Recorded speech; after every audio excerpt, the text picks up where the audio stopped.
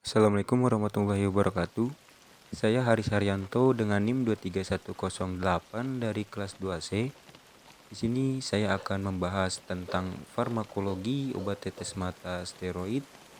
Berikut untuk penjelasannya. Untuk yang pertama bisa kita lihat di sini ada anatomi mata, yaitu mata merupakan organ sensorik yang spesial secara relatif terpisah dari sistem sistemik oleh suatu pembatas yang diciptakan oleh sawar antara darah dengan retina, darah dengan aqueous humor, dan darah dengan vitreous.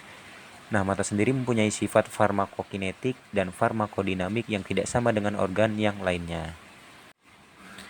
Obat mata ini bisa diformulasikan dijadikan sediaan sebagai obat topikal, injeksi subkonjungtiva, subtenon, dan retrobulbar.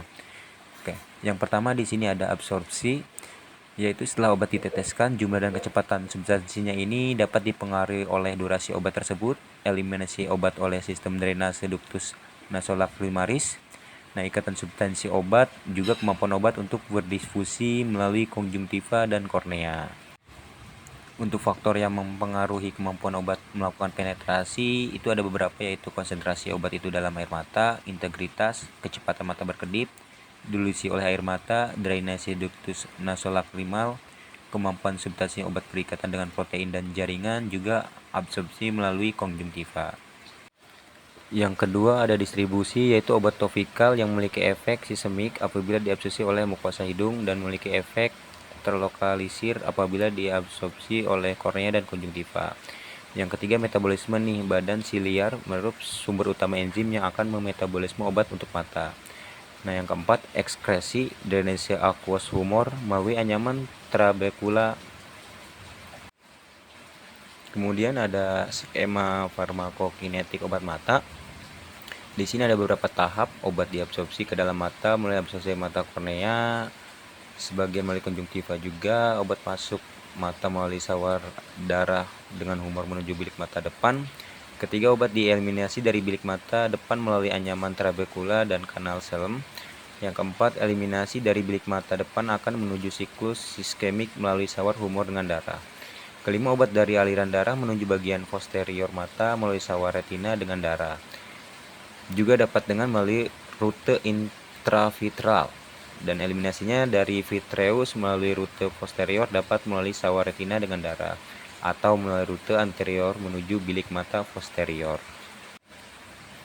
Nah, bioavailabilitas sendiri didefinisikan sebagai jumlah obat yang terdapat pada reseptor pada tubuh kita. Kemudian farmakodinamika obat tetes mata ini mencakup proses yang terjadi dalam sel setelah substansi aktif dari obat berikatan dengan reseptor jaringan. Untuk inflamasi pada mata dapat diobati dengan obat yang diberikan secara topikal, injek lokal, implantasi, atau sistemik. Nah, di sini ada beberapa tabel perbandingan sediaan steroid yang bisa kita simak bersama tentang kelebihan dan kekurangannya.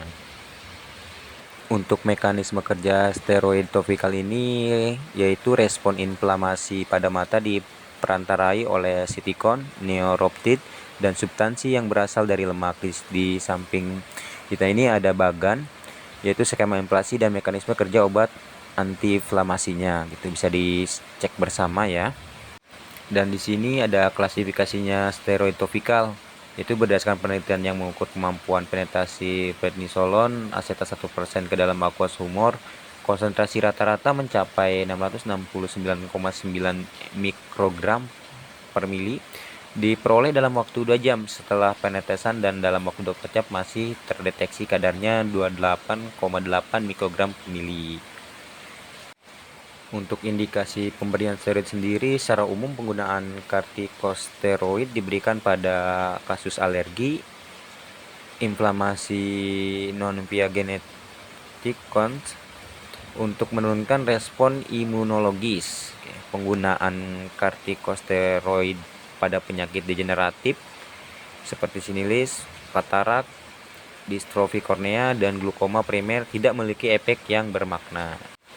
Nah, untuk efek samping sendiri penggunaan steroid ini ada beberapa. Yang pertama, katarak. Pengguna dalam jangka waktu lama menyebabkan katarak subkapsular posterior.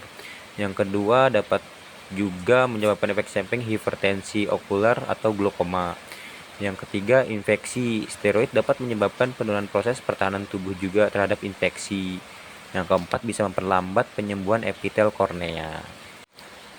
Kontraindikasi steroid topikal ini hanya diberikan kepada pasien glaukoma dan harus diberikan hati-hati kepada pasien DM, kasus infeksi, gagal ginjal kronik, gagal jantung kongestif, dan hipertensi. Untuk pasien pengguna steroid harus diperiksa secara berkala untuk melihat kornea, lensa, dan tek intraokulernya. Demikian pembahasan farmakologi obat tetes mata steroid ini. Saya ucapkan terima kasih.